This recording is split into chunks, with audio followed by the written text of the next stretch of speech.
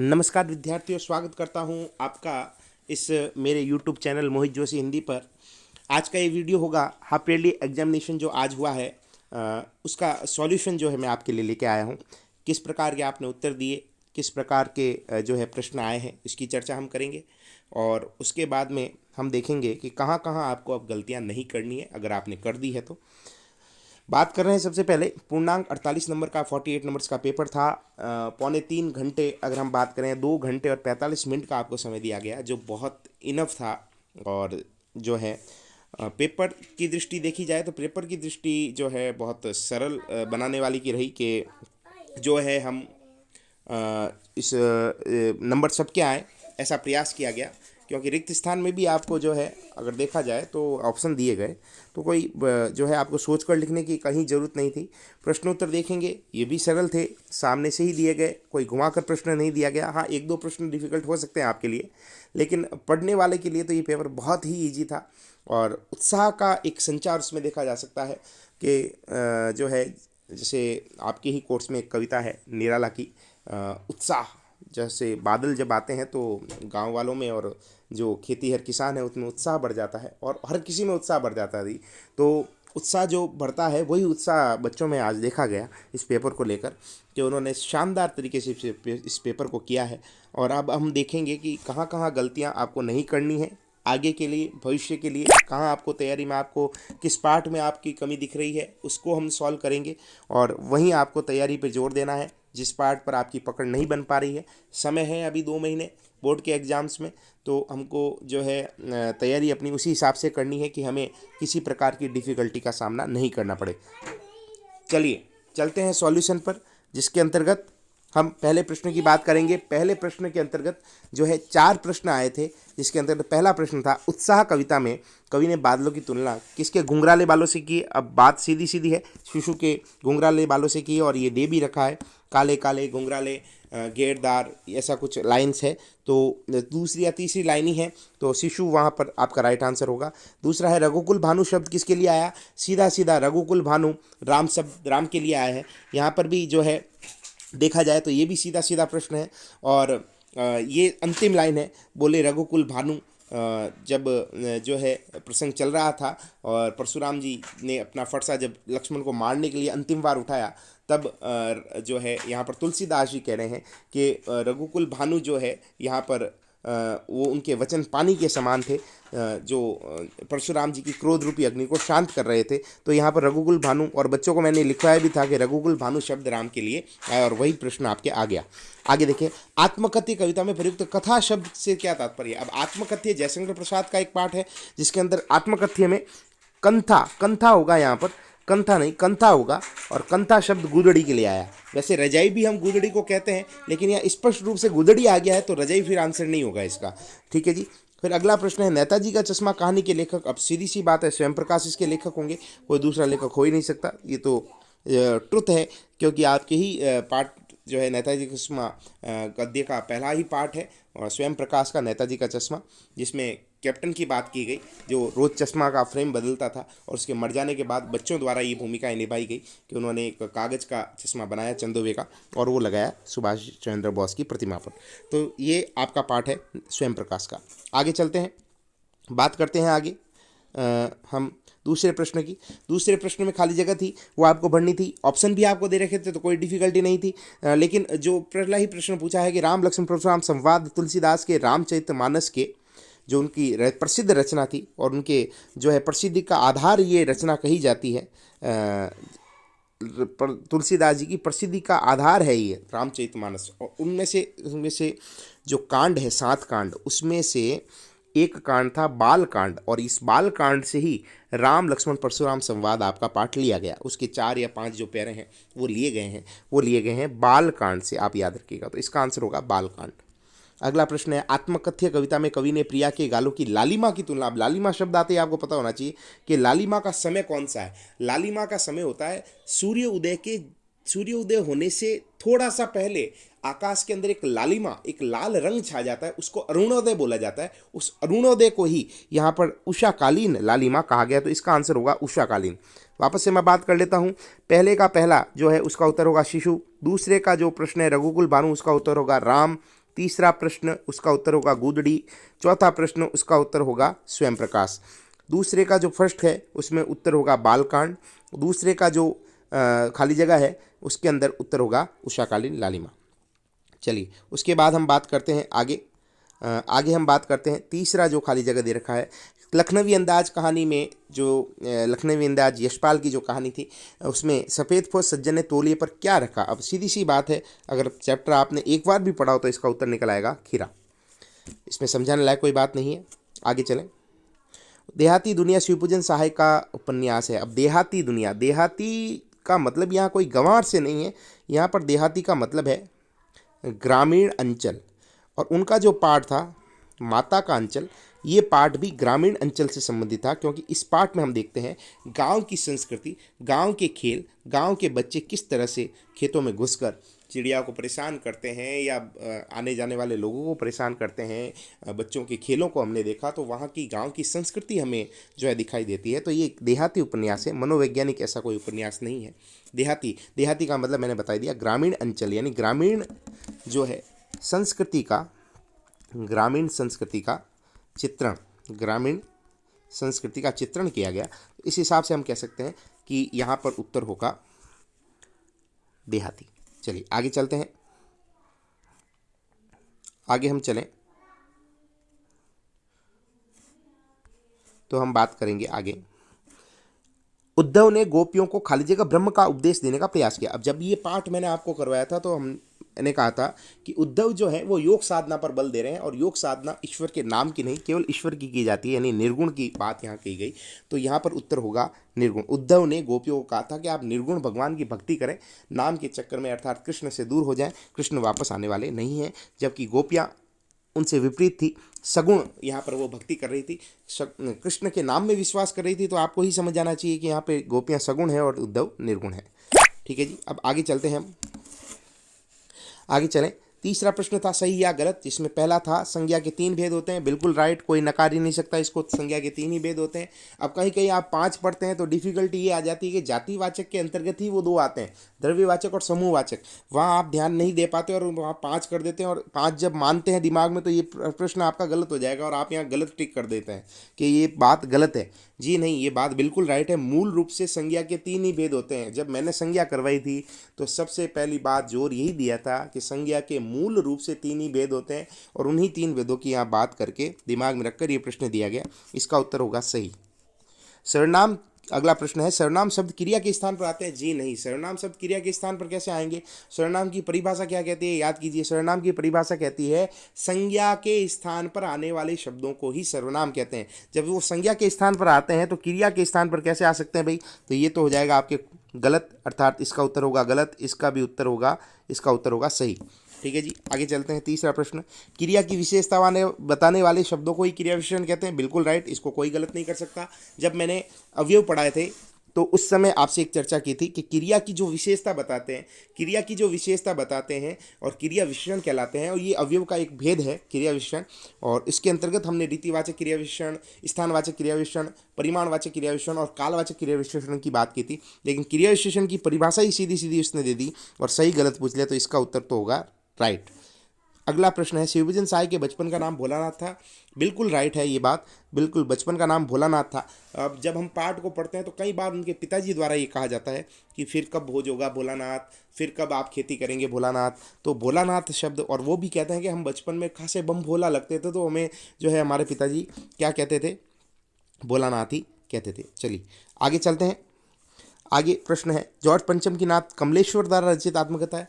अब जॉर्ज पंचम की नाग जो है कमलेश्वर द्वारा रचित आत्मकथा, तो कमलेश्वर द्वारा रचित तो है लेकिन आत्मकथा नहीं है। ये थोड़ा सा प्रश्न आप उलझ सकते हैं। कमलेश्वर देखते ही इसको आप सही कर देंगे, जबकि इसका उत्तर होगा गलत।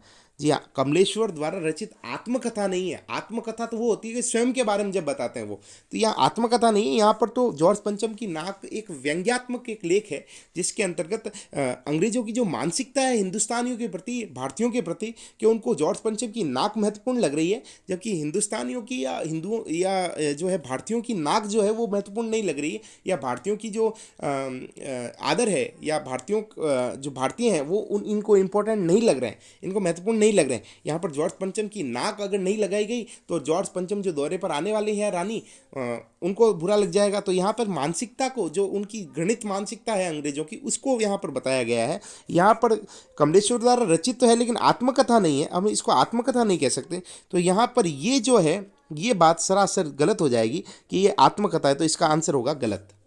यहाँ पर कई बच्चों को जो है थोड़ा लगेगा कि हमने क्या कर दिया, लेकिन आप पूरा प्रश्न पढ़ें उसके बाद अपना उत्तर दें। अगला प्रश्न चौथा, ये 3 प्रश्न थे। तीसरा प्रश्न 5 नंबर का, अर्थात एक प्रश्न 1 नंबर का था।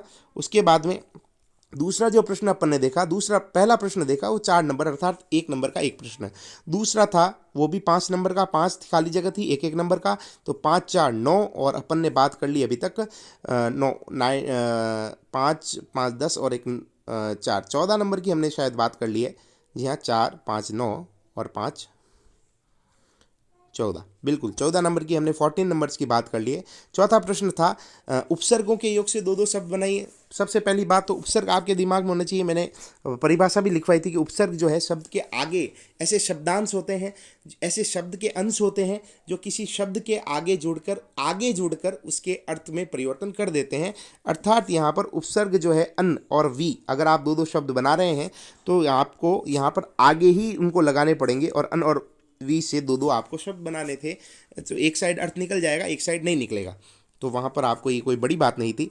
अगला प्रश्न है प्रत्यय के योग से वाला हिंदी का प्रत्यय आई, पढ़ाई लिखाई, ठीक है, कमाई, तो कमाना प्लस आई, पढ़ाना प्लस आई, पढ़ना प्लस आई धातु के योग से बनते हैं, तो ठीक है जी। और वाला दुलाई वाला है ना, मिठाई वाला, तो ये दुकान वाला, फेरी वाला, तो ये कुछ ऐसे उदाहरण हैं जो आपको 2 ही बनाने थे, तो ये भी कोई मुश्किल नहीं थे और सामने ही दिखने वाले थे।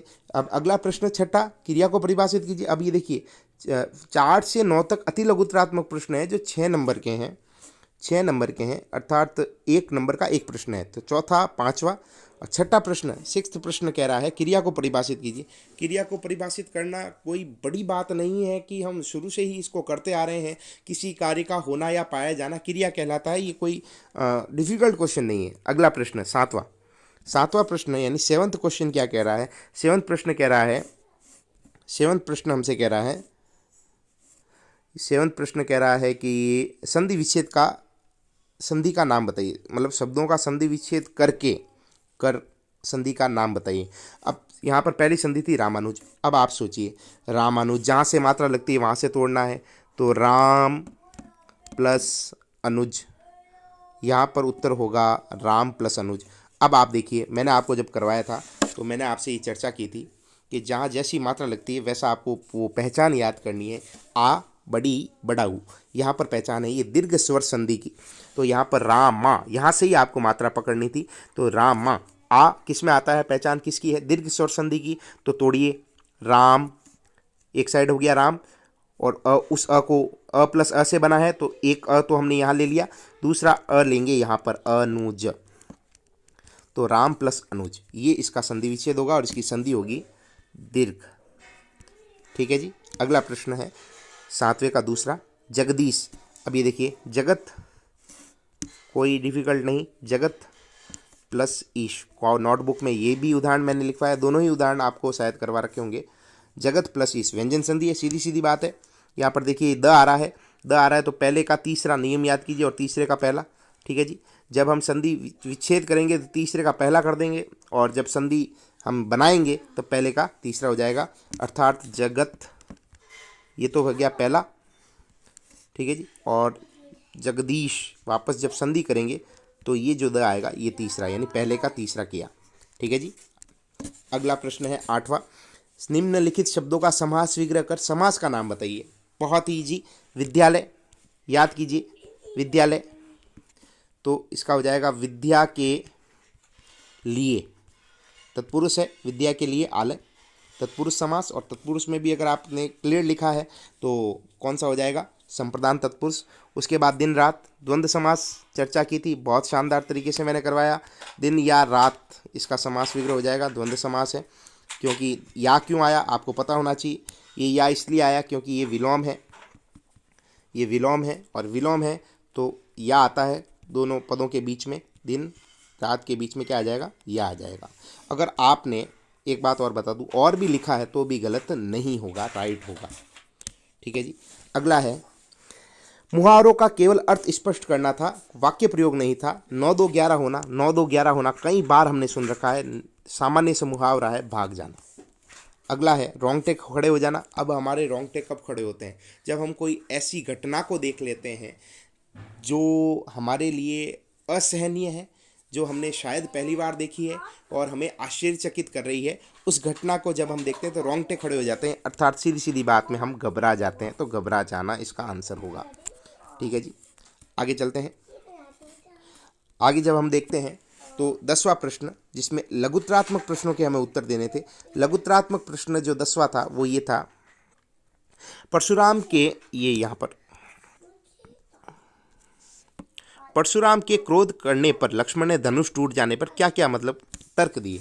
अब तर्क यही दिए, आप सबको पता है जब हम व्याख्या पढ़ते हैं तो उस समय हमारे दिमाग में एक ही चीज़ आती है कि भाई हमने जो है इस व्याख्या को, अगर व्याख्या पढ़ी है तो कोई ऐसा पद्य का पाठ नहीं है जो कोई क्वेश्चन बाहर आ जाए। आप खुद ही देख लीजिए इन प्रश्नों में, परशुराम के क्रोध करने पर लक्ष्मण ने धनुष के टूट जाने के कौन कौन से तर्क दिए। उन्होंने यही कहा कि ये धनुष जो है श्री राम ने नहीं तोड़ा, ये तो उनके छूते ही टूट गया। इसमें रघुपति ही न दोषु, अर्थात इसमें राम का कोई दोष नहीं है। ठीक है। और एक तो तर्क ये दिया, दूसरा तर्क क्या दिया कि बचपन में हमने बहुत सी धनुषियाँ तोड़ी है, लेकिन किसी मुनि को इस प्रकार गुस्सा होते नहीं देखा। जब हम इसमें व्याख्या देखते तो इसका उत्तर हमें साफ मिल जाएगा। और बच्चों के लिए मेरे हिसाब से ये डिफिकल्ट नहीं है, क्योंकि मेरे द्वारा जो व्याख्याएं करवाई गई है उनसे एक भी प्रश्न बाहर नहीं है, क्योंकि हम व्याख्या पे ही जोर देते हैं पद्यांश में, आप सबको पता है। तो आगे के लिए जिसने ये नहीं किया है, व्याख्या पे जोर नहीं दिए, समय है, व्याख्या पे जोर दें, व्याख्या को ही पढ़ें, व्याख्या को पढ़ें। प्रश्नोत्तर से ज़्यादा आप व्याख्या को महत्व दें, जिससे कि हर प्रश्न आपसे हो जाएगा। चलिए, 11वां प्रश्न है, कवि जयशंकर प्रसाद आत्मकथा लिखने से क्यों बचना चाहते हैं। अब क्यों बचना चाहते हैं इसका भी उत्तर व्याख्या में मिलेगा। इसलिए बचना चाहते हैं कि उन्होंने यही कहा था कि आप मेरी जो है सीवन उधेड़ कर क्या देखना चाहते हो, मेरी आत्मकथा जो है भोली है, भोली भाली है, और इसमें ऐसा कुछ भी नहीं है जिसमें आपको बताऊं और आप उसका आनंद लें। ऐसा मेरे जीवन में कोई घटना ही घटित नहीं हुई है कि मैं जो है इसका वर्णन आपके सामने करूं। इसलिए वो आत्मकथा लिखने से बचना भी इसलिए चाहते हैं क्योंकि अगर वो, ये दुनिया जो है लिखने वालों पर क्या करती है, लिखने वालों का उपहास करती है, मजाक बनाती है। भाई लिखने वाला तो अपने भावों को लिखता है, लेकिन दुनिया जो है उसका मजाक बना लेती है। ठीक है ना। तो इसलिए वो बच रहे हैं आत्मकथा लिखने से। सिंपल सा प्रश्न, ये भी व्याख्या में से। अगला, सेनानी न होते हुए भी, यहाँ न आएगा, न होते हुए भी जो है लोग चश्मे वाले को कैप्टन क्यों कहते थे, क्योंकि उसके जो कर्म थे वो एक देश सेवा के लोगों जैसे थे। देशभक्त जिस प्रकार देश की सेवा करता है, उसी प्रकार से वो कैप्टन न होते हुए भी उसको लोग जो है एक कैप्टन कहते थे, क्योंकि उसके जो कर्म थे, यानी नेताजी का चश्मा हम देखते हैं पाठ को, जब हम पढ़ते हैं तो हमें पता लगता है कि नेताजी का जो फ्रेम था वो बनाना भूल गया मास्टर मोतीलाल।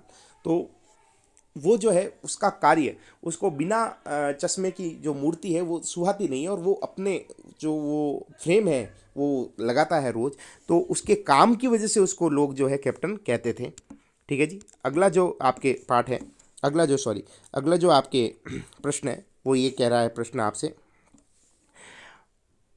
13वां, भोलानाथ के पिता आटे की गोलियां बनाने का उद्देश्य क्या था। अब ये प्रश्न जो है बहुत सरल, लेकिन अब मैं आपको बताऊं, ये प्रश्न जो है पाठ के बीच से लिया गया है। आटे की गोलियां बनाने का उद्देश्य किसी को खिलाना नहीं था। आटे की गोलियां बनाने का उद्देश्य जो है मछलियों को दाना देना था। आपको याद कीजिए पाठ के अंतर्गत कि जब भोलानाथ और उसके पिता जो है राम नाम की पुड़िया उस आटे की गोलियों में डालते थे, और वो राम नाम की पुड़िया जो है उस आटे की लिखा हुआ उस आटे की गोलियों में जब डालते थे, और वो जो है भोलानाथ उनके साथ जाता था, और आटे की गोलियां जो है मछलियों को वो दाने के रूप में खिलाया करते थे। तो वही उद्देश्य था। अगला 14 क्वेश्चन, 14वां प्रश्न, जॉर्ज पंचम की नाक कहानी में किस मनोवर्ती पर व्यंग्य किया गया। मनोवर्ती की बात हमने कर ली कि अंग्रेजों की जो सोच थी, अंग्रेजों के जो विचार थे, अंग्रेजों की जो सोच थी भारतीयों के प्रति, उसके ऊपर जो है यहाँ पर कमलेश्वर ने प्रहार किया कि अंग्रेज जो है उनकी मानसिकता भारतीयों को लेकर बहुत गंदी थी और बहुत ही सूक्ष्म थी। वो भारतीयों को अपने बराबर का नहीं मानते थे, भारतीयों को एक जो है अपना गुलाम मानते थे। तो इस गुलामी की मानसिकता पर व्यंग्य किया गया। उसका उत्तर तो यही होगा।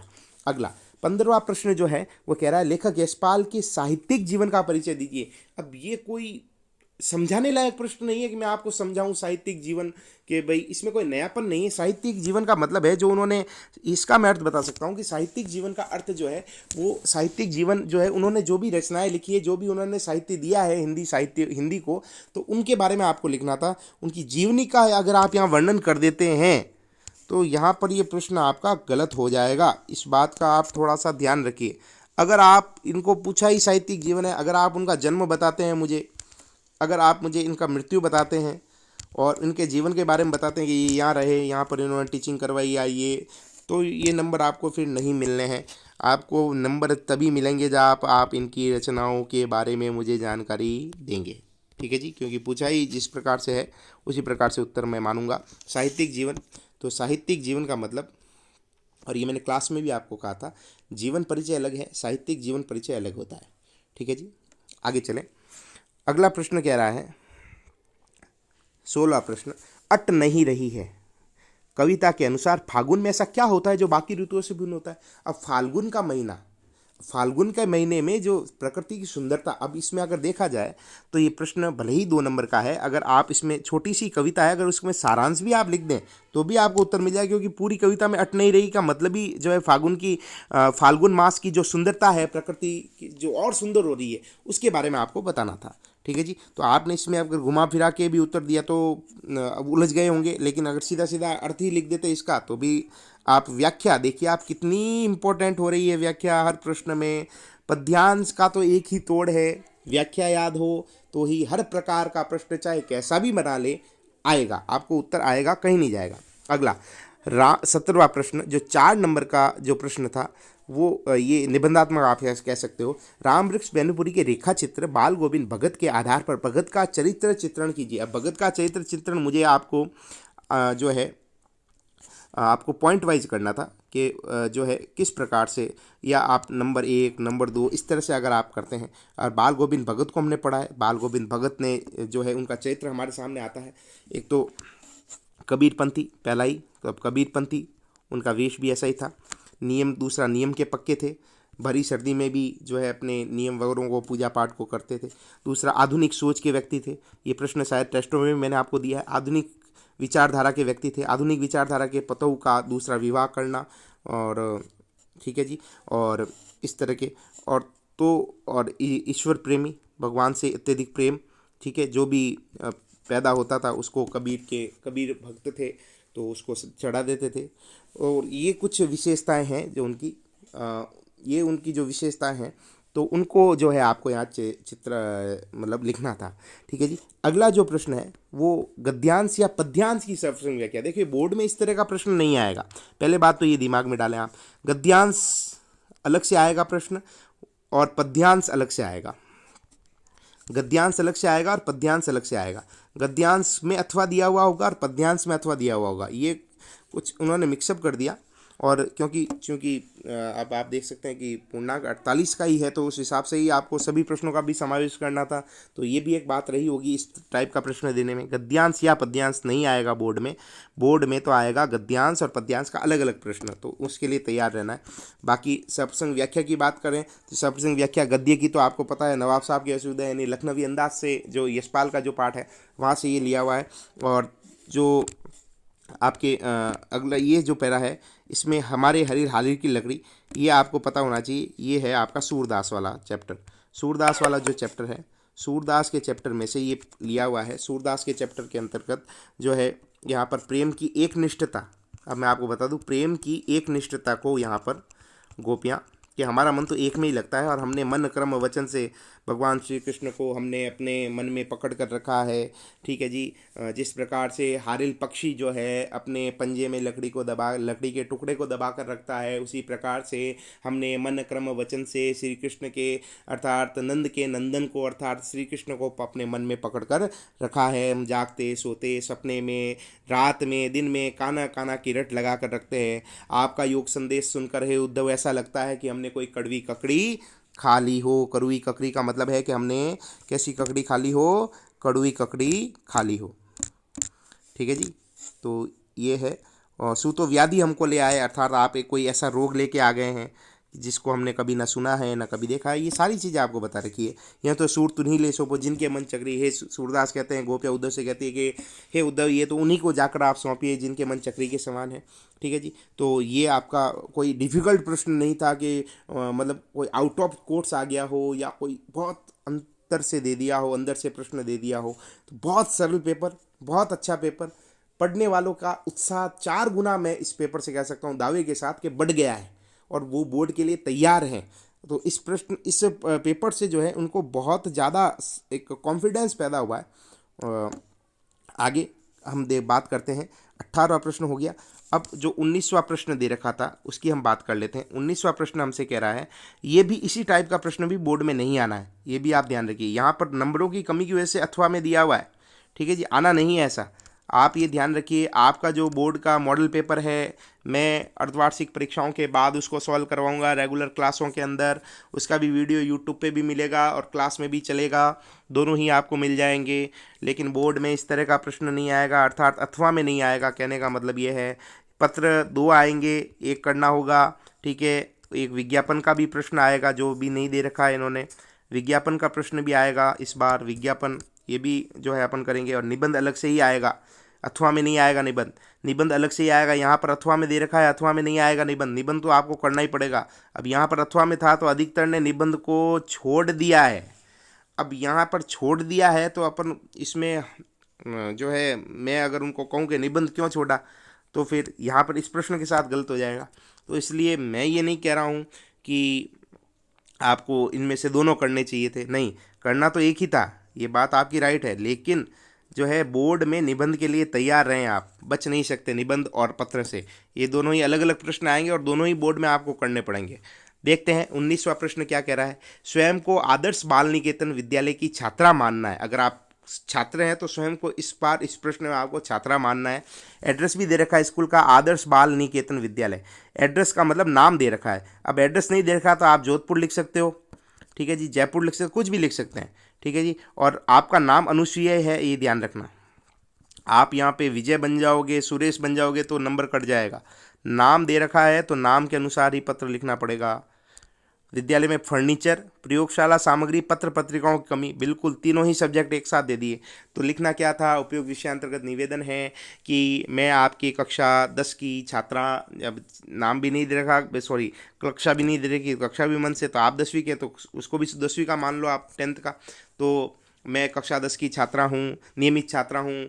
हमारे विद्यालय में फर्नीचर की कमी है, विद्यार्थियों की संख्या को देखते हुए फर्नीचर बहुत कम है और जो फर्नीचर है वो भी टूटा फूटा हुआ है, इस और ध्यान नहीं दिया जा रहा। दूसरा, प्रयोगशाला सामग्री जो है बच्चों की संख्या को देखते हुए जो उपकरण है, प्रयोगशाला में क्या होते हैं उपकरण, तो उपकरणों की कमी है। ठीक है। दूसरी बात, यहाँ पर जो विद्यालय में जो पुस्तकालय हैं उसकी जो बुक्स है या पुस्तकें हैं या पत्र पत्रिकाएँ हैं वो व्यवस्थित नहीं है। ये भी मैंने आपको करवाया है टॉपिक, ये प्रश्न भी मैंने आपको इस टाइप के पत्र अलग अलग करवाए हैं। तो आपके लिए इस प्रश्न में कोई डिफ़िकल्टी पैदा होनी ही नहीं चाहिए। अब मेरे द्वारा तो सारा कुछ करवाया हुआ है और आप इस पेपर से आप देख सकते हो कि आप मेरे पे भरोसा कितना कर पाओगे। देखो आप 100% आपको मेरे पे भरोसा हो गया होगा अब इस पेपर से कि भाई जो सर ने कहा है, जो सर ने कराया है, उससे एक प्रश्न बाहर नहीं है। ठीक है जी। निबंध की बात कर लेते हैं। स्वच्छ भारत का निशान लगवाया था, डिजिटल इंडिया का लगवाया था, पर्यावरण का लगवाया था। खेलकूद का मैंने लगाया नहीं लगाया मुझे नहीं पता, लेकिन इन 3 का तो मैंने ज़रूर लगवाया होगा। 3 तो नहीं तो 2 तो मैंने 100% लगवाए हैं इसमें से। तो एक बात मैं दावे से आपके कह सकता हूँ कि जिसने कॉपी पढ़ी है, आप ध्यान से सुनिएगा इन बात को, जिसने कॉपी पढ़ी है उसके लिए ये पेपर तो शानदार रहा, ये दावे के साथ कह सकता हूँ। जिसने कॉपी ही नहीं पढ़ी, गाइडों के भरोसे रहा है, एक्सीलेंटों के भरोसे रहा है, तो फिर भाई उसको तो भगवान बचाए। क्योंकि हर प्रश्न मैंने बहुत समझदारी से और बहुत ही विस्तृत रूप से, मेरी कॉपी से आप मिलान कर लीजिएगा, एक भी प्रश्न छोटे से लेकर बड़े से बड़ा प्रश्न बाहर नहीं है इसकी कॉपी से। तो कॉपी पर भरोसा रखें, अपने बनाए गए नोट्स, अपने बनाए गए आपने जो भी लिखा है उस पर भरोसा करें। अगर आप अपने बनाए हुए भी भरोसा नहीं करेंगे तो एक्सीलेंट या कोई भी संजीव कोई भी गाइड है मार्केट में, तो वो भी आपका भला नहीं कर पाएगी। आप प्रेफरेंस सबसे ज़्यादा किन को दें? अपने लिखे हुए को दें। मैं तो ये मानता हूँ कि अपना लिखा हुआ ही हमको याद होगा अच्छे से। और आशा करता हूँ आप लोगों का पेपर शानदार गया होगा, अच्छा गया होगा। कॉपी जांच करने में मुझे भी आनंद की प्राप्ति होगी, ऐसा मैं विचार करता हूँ। और जिनको जहाँ पर अब मैंने अपने पेपर सॉल्व किया है, अपने पेपर को देखा है, एक एक प्रश्नों को देखा है, जहाँ आपको कमी लग रही है, आपको पता तो लग गया कि हमारी उत्तर यहाँ पर गलत हो रहा है, वहाँ पर आज से ही जोर देना चालू कर दें आप। क्योंकि आपके पास अब से लेके 2 महीने आप मान के चलिए, मार्च फर्स्ट वीक में आपकी परीक्षाएं प्रारंभ हो जाएगी। जहां आपको डिफ़िकल्टी लगती है उसी पर आप जोर दें, उसी पार्ट पर आप जो है नियमित रूप से उसको पढ़ते रहें। पद्यांश का एक ही तोड़ है, व्याख्या पढ़ना, व्याख्याओं को याद करना। और गद्य में आपको जितने हो सके प्रश्न बनाएं और प्रश्न याद करें। पाठ को बार बार देखें जहाँ कमी आ रही है। ठीक है जी। तो विदा लेता हूँ आपसे। आशा करता हूँ वीडियो पसंद आया होगा। पसंद आया है तो ईमानदारी से इसको लाइक करें, इसको शेयर करें और दूसरों को भी इससे लाभान्वित करें। और चैनल को सब्सक्राइब जरूर करना है, क्योंकि आगे और बहुत से महत्वपूर्ण प्रश्नों के वीडियो आपके आने वाले हैं। तो आशा करता हूँ पसंद आया होगा आपको वीडियो। ठीक है जी, धन्यवाद बहुत बहुत। चैनल को सब्सक्राइब जरूर कर लें आप, मोहित जोशी हिंदी नाम से है। और ऑल वीडियोज़ का टिक कर दें जिससे कि वीडियो आपको मिलते रहे। धन्यवाद बहुत बहुत। Thank you.